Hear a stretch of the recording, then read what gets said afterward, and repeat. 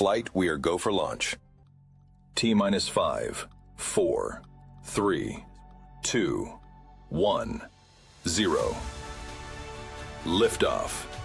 This is Navigating AI, hosted by Rich Wilson, guiding business leaders through the new intelligence era. Let's explore how AI is reshaping business, leadership, and the world. Hi, I'm Rich Wilson. Welcome to Navigating AI, where we guide business and HR leaders through the new intelligence era. Today's episode is titled From School Culture to Family Preservation: How Christine Simpson is Building People-First Change. Christine is the Vice President of People and Culture at STARRY, a Central Texas nonprofit serving children and families across 31 counties. Christine's path to this role is anything but typical. She spent 28 years in education as a teacher, principal, and area superintendent, helping shape school culture, develop leaders, and guide change at scale. Today, she brings that same passion for culture, coaching, and leadership into the nonprofit world, where STARRY is working upstream to preserve families before they ever enter the foster care system. What makes this conversation especially interesting for this show is the way Christine thinks about AI. She is not approaching it as a gimmick.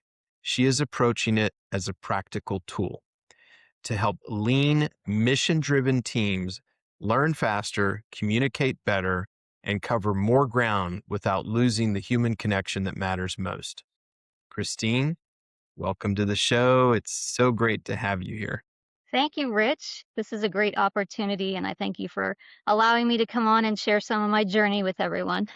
Well, we appreciate you taking the time to come and talk to us. We really do. And with that said, I would like to start with your story because your career path is so interesting. And I think it sets up everything else we're going to talk about today. So you spent 28 years in education before moving into nonprofit leadership. When you look back, what is the thread that connects those chapters for you? I have always been in every seat I've had the opportunity to sit in, focused on supporting and empowering others to become their very best.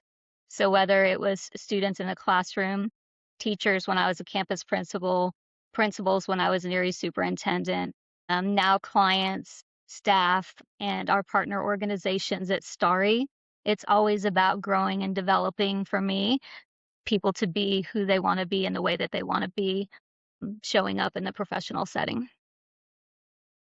One thing that stands out about your story is that you have led in a lot of different environments as a teacher, a principal, area superintendent, board member, and now VP of People and Culture. What have those roles taught you about how real change actually happens? I think that oftentimes our reactionary selves want to go through change quickly. And I think that when you take a moment to really understand the root cause, to understand the psychology in change, to understand where your people sit and how they bring strengths and skills to any kind of change, the sustainability is far greater. And so even, working with students, the preparation with this change is coming and understanding, especially coming from a trauma-informed lens, as I have learned over the years, that taking that space and time to explain the why and to be present and to pull a team together of thoughtful people instead of making that change in isolation and thinking that it's going to go well. This makes me think about your book because that idea of change and leadership has clearly been with you for a long time. Mhm. You co-authored Writing Shotgun, which Yes. was about empowering students to lead change. How much did that philosophy shape the way you lead adults now? I think it was the catalyst. It turned me into a true believer. My co-author, Sarah Ambrose, now owns Lioness Books.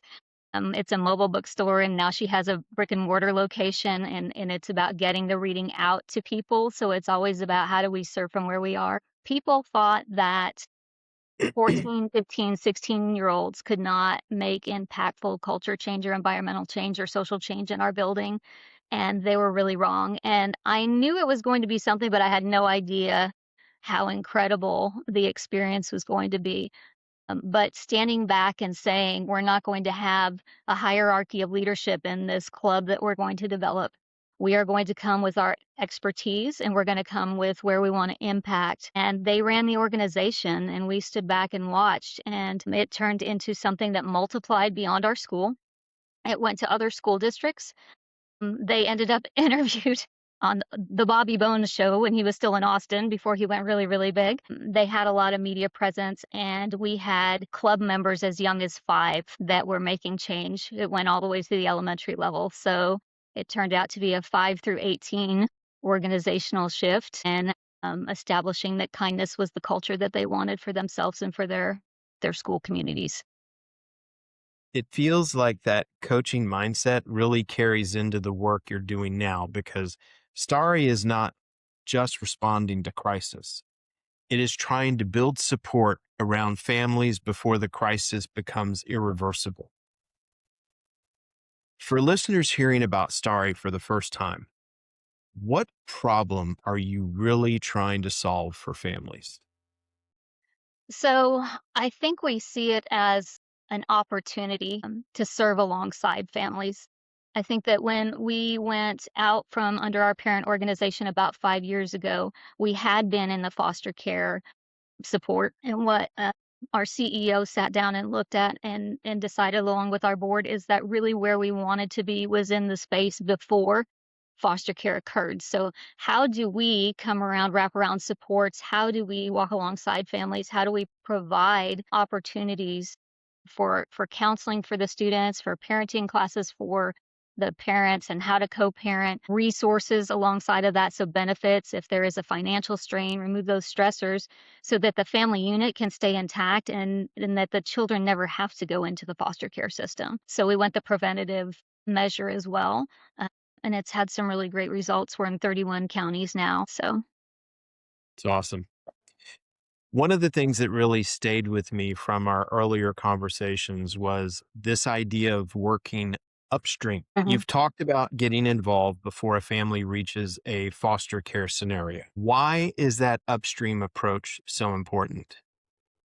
I think for any of my co-fans out there of systems thinking, the idea that when you really look at the gap in a system and really truly understand this is where we can enter in and this is where the impact will be monumental. Oftentimes, again, we come in after that gap moment rather than ahead of it. For us to do this now, we're able to help families stand up in a way where they can thrive, support each other, support other families. Some of our families go on to be mentors for families coming into the system. And so it's just building this really beautiful thread of economic empowerment, of social empowerment, of relational empowerment. And I think that's where that upstream look becomes so important.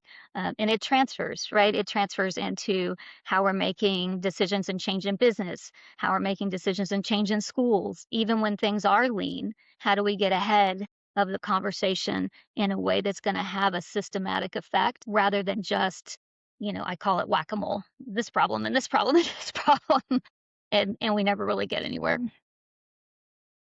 You said that sometimes a child may come in for counseling, but the bigger opportunity is to support the whole family. What Yes. does that look like in practice? So we do have family supports case managers as well. We have licensed social workers and we have licensed counselors in our organization. And we are a no cost organization. And so families come in free of having that, to keep them from receiving our services. And it could be the matter of, for example, one of our locations that we partner with Georgetown Health Foundation is called the Carver Center for Families. So if a family walks in the door and they're looking for counseling, there's also WIC available for there. There are language classes available. There is food insecurities opportunities available. And so we can hand in hand, instead of having to go to several locations sometimes for families to get the different things that they need. They can get it all in one area. And that reduces some of the tension, some of the stress for families to have to figure out, how do I do this and how do I do that? Yeah. Where do I go next? What do I Yeah. do? Yeah, that's awesome. Hmm. That's Hmm. fantastic. Now, what are some of the needs that families may not realize Starry can help them with? One of the things that United Way partnered with us on recently, and we're learning from them, I have to say, is they offered tax preparation classes. So sitting down side by side and helping families, even just with filing their income taxes, may not know where they can get the benefits at the breaks because sometimes we have the luxury of paying an accountant or buying the QuickBooks package, or not to give anybody free advertising, sorry, but whatever program you want for your tax prep. So this allows again that opportunity to learn from, to have the direct support, to sign up for benefits that you may not be aware that you qualify for. I think of medical insurance oftentimes, and Hmm. even with our group being no cost, if you have insurance, we still take you in, and it's still no cost because there are families that their insurance is insurmountable, even with it, to pay for the things that the family needs to have that wraparound support. Yeah, we see that so often right now too. So Mhm. now, in our conversations, it sounds like Starry has expanded significantly across Central Texas. What does scaling a mission like that demand from the people side of your organization? I think it's common throughout nonprofits. I think that many people will identify with the service need outgrows your FTE supply. And so that for me is where I really jumped into the idea of, how could AI as a tool multiply us, amplify our impact, make us greater as a team, even though there may be one or two of us in a department. Uh, Because it is a challenge when you want as much of your public dollars to go directly to the client. And so when you back that out and you look at your staff numbers, it can be on the administrative side that you get pretty lean pretty quickly. Well, there are still operational needs, and you're still facilities needs, things that go along with it. And so for us, it was figuring out some innovative ways to continue to put our public dollars where they most were needed and make sure that we were taking care of our staff and our practitioners from the administrative side. When an organization grows that quickly, especially around such human work, culture becomes a real operating issue, not just a nice idea. You have said that culture has to move with the initiative or the initiative will stall. What do you mean by that? I often use the analogy that I can have a team of people that I'm leading. And if I charge up that hill by myself, I'm not going to get very far, right? I can't leave everybody behind. So that's where that initiative piece comes in. We can have brilliant initiatives, but if we are not bringing our people along and connecting with them and the why, I'm a big believer, a Deming fan for years, that the people closest to the work often give us the best information about how things are going or where they need to go. And so that constant connection and that value of voice is critical in keeping your culture going, because it can quickly slide and burnout can quickly happen. And so paying attention to that, going and having conversations and focus groups, to me, the personal touch of that goes beyond what a survey will do. I think we rely on surveys pretty heavily because they're quick and they give us quick snapshot information. But if you really are looking to be people centered about your work and understand that impact, you have to have psychological safety. So they have to trust you when you go and ask the questions, that it's not going to be a punitive effect if they give you the truth of the situation.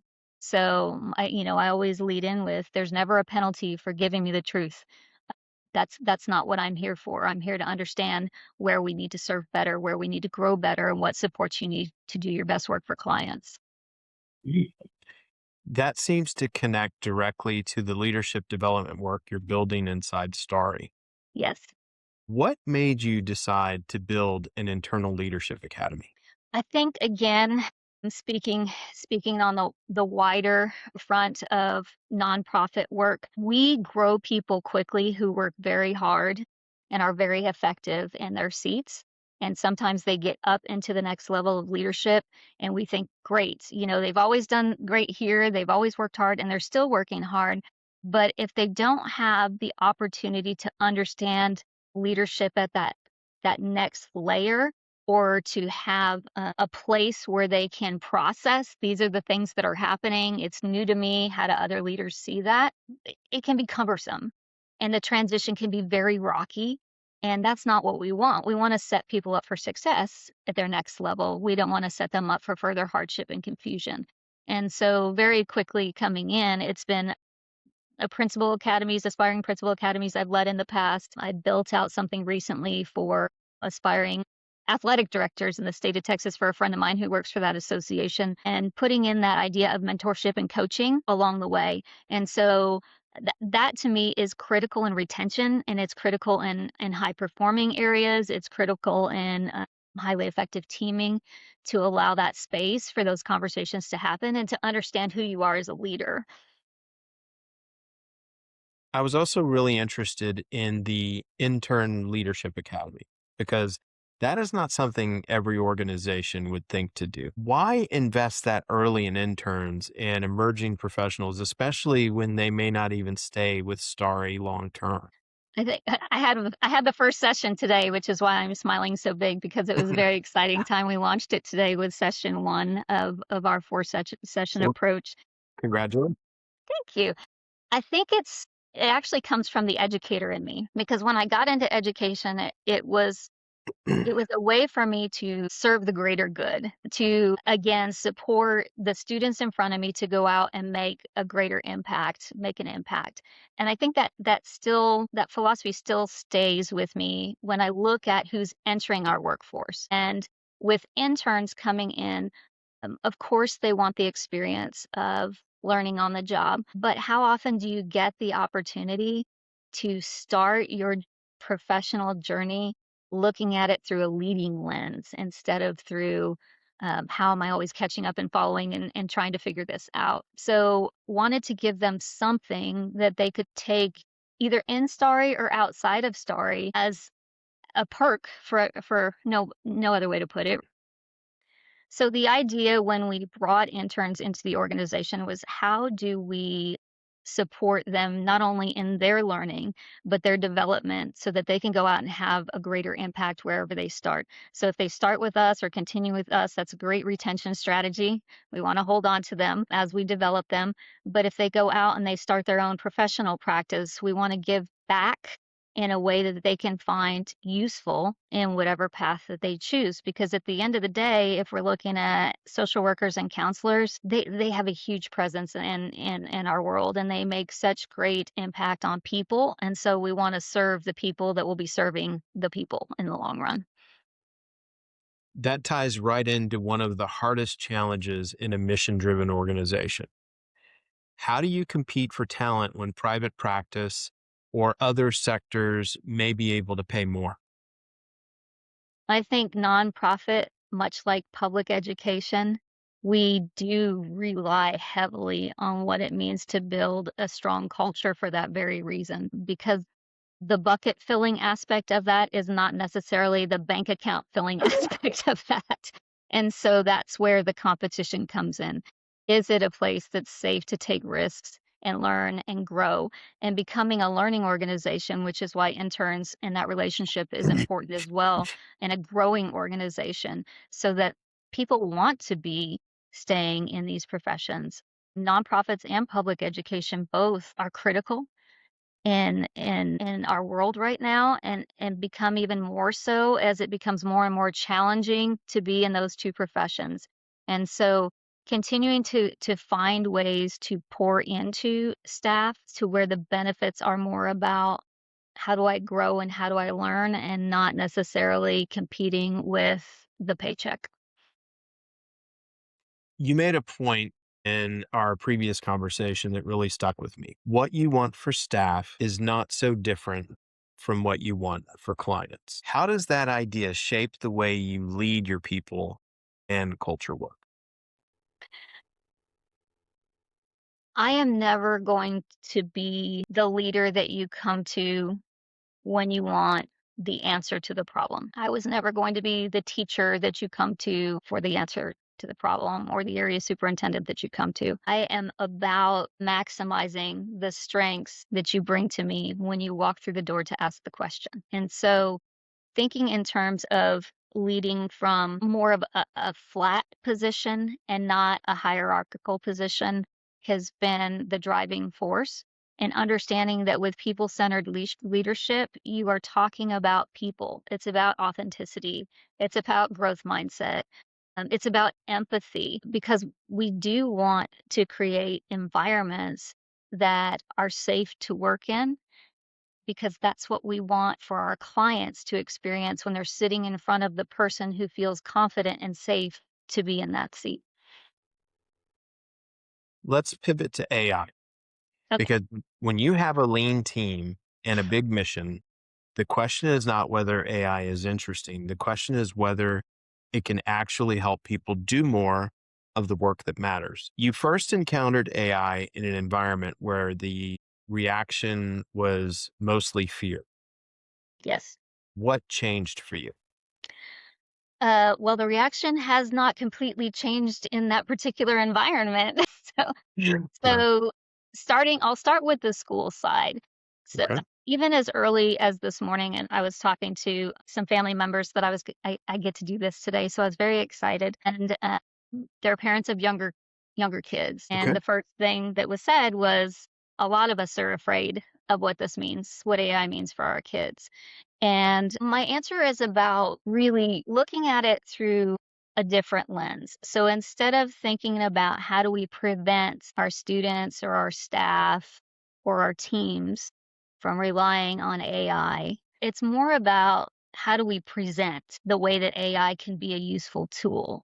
How do we educate around that? Being able to navigate it to me is the stronger argument in these situations, even in the school side, because I don't know if you have worked with large groups of teenagers, but the minute that you mandate anything, it becomes the greatest challenge for them to get around the mandate. So operating from that, knowing that, finding ways to safely embrace this tool, to use it in a collaborative sense. So if I have a team at the table and we have an AI tool in front of us and we're feeding that information from our layers of expertise, the product that comes out of that is still going to have that humanistic element. You're not going to, well, I would say you're not going to let you drive your car by yourself, but Elon Musk has figured that out for us too. But typically speaking, Right. can't use that example anymore. But thinking in terms of much like the title of the book was riding shotgun because we want the student in the driver's seat, but you want a definite support here. That's how I see AI working. Okay, so we are actually driving this. It is a support for us. So how you go about using it is important, and how you go about learning about it is important. Because there is a lot of fear out there and fear within organizations. And when you talk about schools with FERPA and privacy informations to be protected, you talk about nonprofits in the healthcare industry with HIPAA information and PHI to protect. I can see where that comes from, and there has to be a level of responsibility in that, which is where I think taking some classes around it has helped me tremendously to see what are some best ways to use it. I think a lot of people just play with it, and I think that's where it can get a little sticky. Just when you're playing with it, at least look up some parameters for what you're putting in, what you're expecting to get out of it. When you think about AI today, Mhm. where do you see the biggest opportunity for a mission driven organization like Starry? I think it comes back to what resources nonprofits like Starry have and what impact they're trying to make. And if AI can fill that gap and not hold up the impact because the resources aren't where you need them to be, then you can scale the way you want to scale. You can reach out to areas that you maybe typically wouldn't be able to reach out to or expand to. I think that's where it provides us the opportunity to, if I'm going to contradict myself, to go a little more quickly rather than wait for those resources to show up at the front door. You mentioned using AI to help a small team cover more ground in several areas. What are a few practical examples of where AI is helping your team work more effectively? One recent example is the work that I did with my marketing and communications team is me and one other person. So you think of Army of 31 two. 31 counties. Yeah, I mean, and you think of, using our LinkedIn and Facebook and our different avenues that we try to promote with and sticking with our branding, making sure that our branding is right. We oftentimes have to teach our team supervisors who don't have a background necessarily in marketing and communication or branding how to amplify those pieces so they don't go rogue and start firing out flyers that are all over the place or putting out social media posts that don't quite fit with our mission vision messaging that we're trying to stay tight with our strategic plan. And so we got together and actually used Claude for this one. We try to flip around to different tools and built out a start to finish guide for marketing and communications for the beginning user, which would be our team supervisor. And so it had tips and tricks, it had templates, it had people to contact, it had scripts for interns to use if they were going to call out to a community partnership, uh, things that kept us tight when it came to our branding and our messaging and our mission and vision, but allowed us to be several places at once without doing it personally ourselves. So I would say that marketing guide was pretty significant. One of the more interesting things that you mentioned was preserving institutional knowledge and helping people ramp up faster. Why is that such an important issue for growing organizations, and where does AI fit into that? So I think one of the lessons I've learned repeatedly, so I guess I haven't really learned it yet, if I have to keep relearning, is that when you have a person in your organization where everything lives about a particular subject and that person goes somewhere else, retires, for example, I see a lot of examples of that happening with retirement. You hire somebody new into the position. And we like for the first 90 days to really be ideally about let's get to know the organization, build some relationships, get you vetted in the system. The reality is the job starts day one. And rather than have somebody searching for answers that have previously existed, they could use their time to absorb that prior knowledge and launch even faster.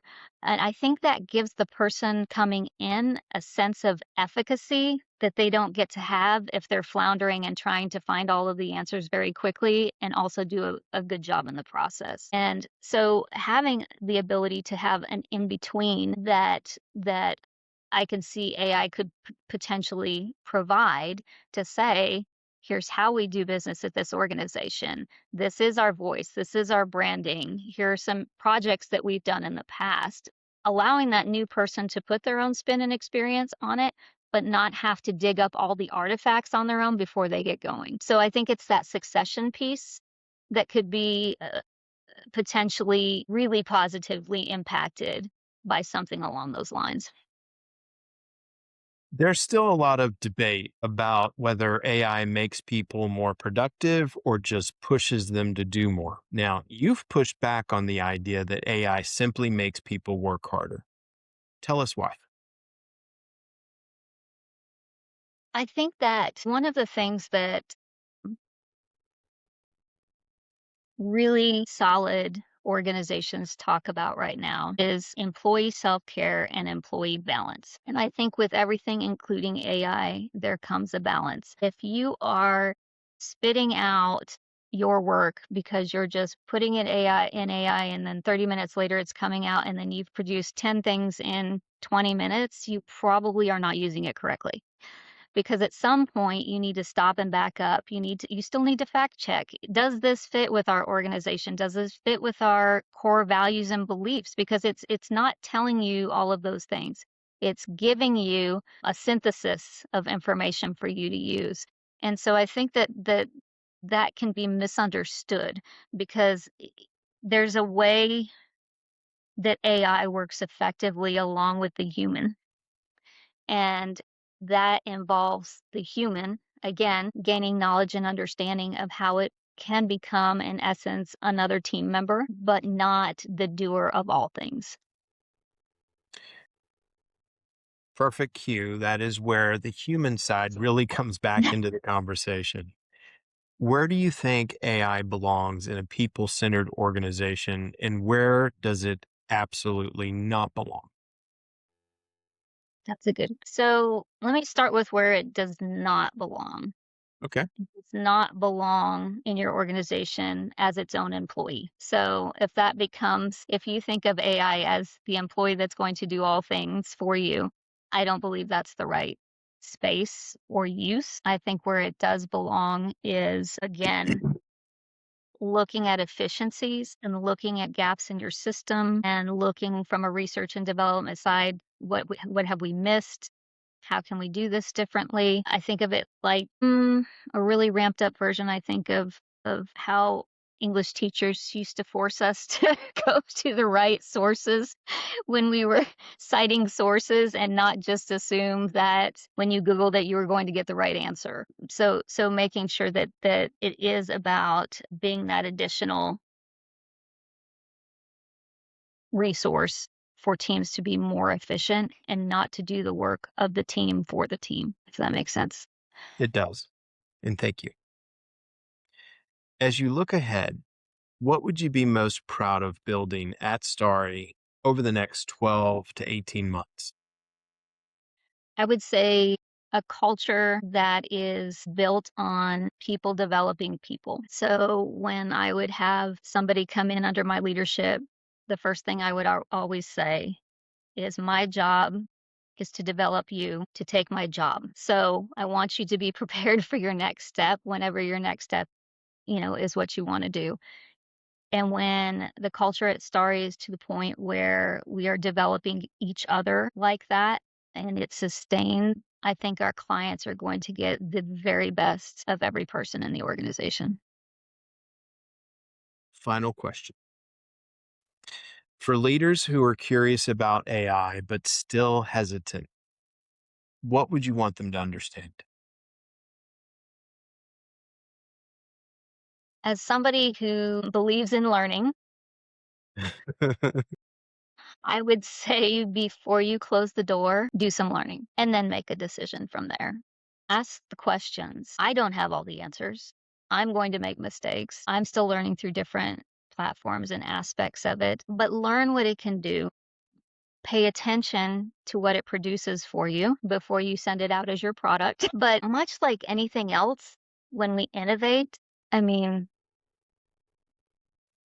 there's going to be a period where, as human beings, we're curious and we're skeptical. And I think that's the right thing to be. So lean into that curiosity and get your questions answered, and then decide from there if it's the right next step for you.